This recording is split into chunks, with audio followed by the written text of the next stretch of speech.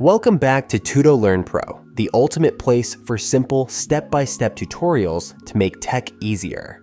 In today's video, we're going to show you how to install Google Chrome, one of the most popular web browsers out there.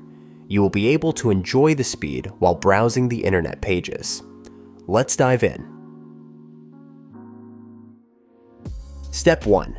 Open Safari or any other browser you have. Step 2.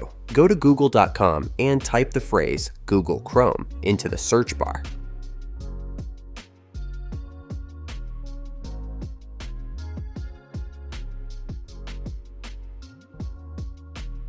Step 3. Click on Google Chrome website. Find and click the big blue button to download Chrome.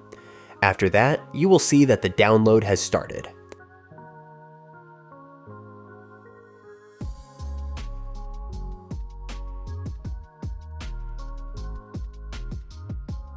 Step 4.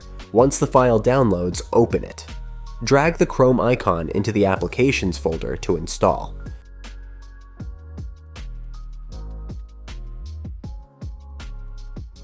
Step 5.